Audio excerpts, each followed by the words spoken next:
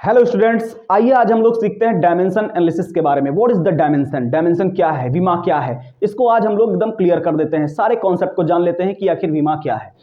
सबसे पहले तो जानेंगे कि विमा की परिभाषा क्या है, डेफिनेशन क्या है। तो विमा किसी भौतिक राशि की वे खाते हैं जो उनके मात्रकों को व्यक्त करने के लिए उनके मूल मात्रकों पर चढ़ाई जाती हैं।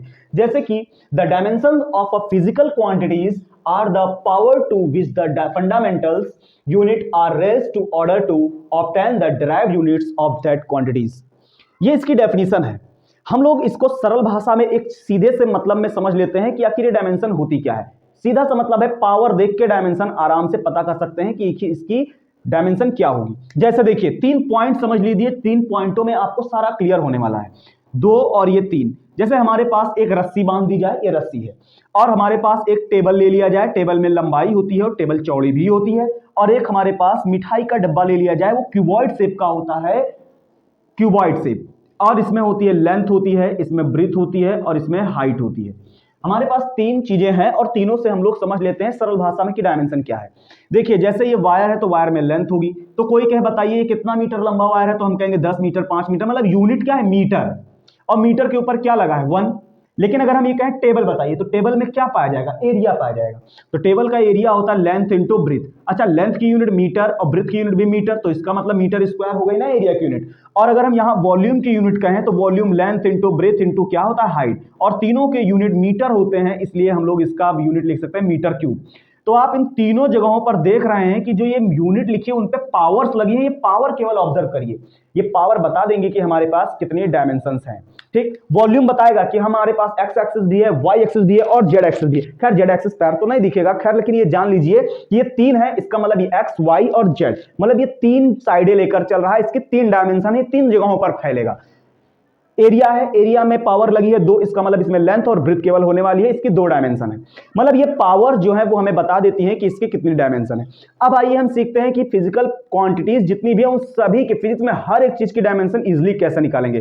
तो उसके लिए हमारे पास 7 फंडामेंटल फिजिकल क्वांटिटी हैं जिनका हमें यूनिट और डायमेंशन अगर पता है तो हम हर एक क्वांटिटी की, हर एक चीज की आराम से डेफिनेशन निकाल सकते हैं। देखिए, हमारे पास 7 फंडामेंटल क्वांटिटीज हैं, जैसे कि length, mass, time, current, temperature, luminous intensity, amount of substance, मतलब लंबाई का यूनिट मीटर होती है, मीटर, किलोमीटर, सेंटीमीटर सब होती है, मास का किलोग्राम, टाइम का सेकंड, करंट की एम्पियर, टेम्परेचर की डिग्री सेल्सियस या केल्विन, ल्यूमिनस इंटेंसिटी की कैंडिला और अमाउंट ऑफ सब्सटेंस की मोल होती है। ये सारी यूनिट्स लिखी गई हैं, 7 ही हमको हर एक जगह पर पहुंचा सकती हैं। मीटर की यूनिट डायमेंशन एल, किलोग्राम को एम से, मास होता है ना। अच्छा देखिए, 7 फंडामेंटल क्वांटिटीज हैं तो इसके सबसे पहले अक्षर को ही हम लोग डायमेंशन बना लिए हैं। एल को, लेंथ की एल, मास की एम, टाइम की टी, करंट की एम्पियर, ये यूनिट से ली गई, करंट की डायमेंशन ए होती है। टेम्परेचर की, अच्छा टी लिख नहीं सकते क्योंकि हम टाइम में टी लिख चुके हैं, इसलिए हमने यहां पे थीटा या के, केल्विन या थीटा या के से हम रिप्रेजेंट कर सकते हैं। ल्यूमिनस इंटेंसिटी, ज्योति तीव्रता, इसका हम यूनिट कैंडिला है तो इसको हम डायमेंशन भी कैंडिला ही लिखेंगे। अमाउंट ऑफ सब्सटेंस, पदार्थ की मात्रा, इसका यूनिट मोल होती है तो इसकी डायमेंशन भी मोल ही लिखी जाएगी। आइए अब हम बताते हैं कि इनका यूज हमें करना कैसे है। देखिए, जैसे हमारे पास क्या है कि वेलोसिटी मान लीजिए दी गई है कि हमें वेलोसिटी की डायमेंशन निकालनी है, तो वेलोसिटी की अगर हमें डायमेंशन निकालनी है तो वेलोसिटी बराबर होता है डिस्टेंस अपॉन टाइम।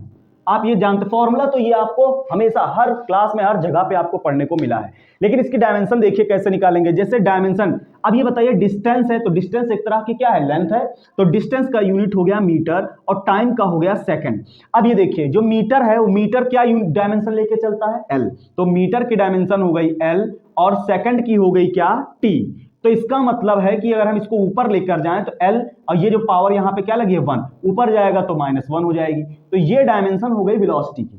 ठीक, अच्छा इसी तरह अगर हम किसी और चीज की देखें, जैसे हम मान लीजिए एक्सेलरेशन की देखें, तो एक्सेलरेशन क्या होता है, त्वरण होता है। एक्सेलरेशन A बराबर फॉर्मूला होता है V/T, होता है change in velocity by time.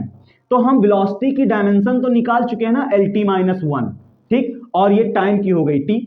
अब देखिए, इसको अगर हम ऊपर लेकर जाएंगे तो यहाँ पावर 1 है, ऊपर गई ए तो क्या हो जाएगी, देखिए ये -1 और है, ये ऊपर जाएगी तो टी की पावर -2 बन जाएगी। तो ये जो हमारे पास डायमेंशन निकली वो डायमेंशन एक्सेलरेशन की थी।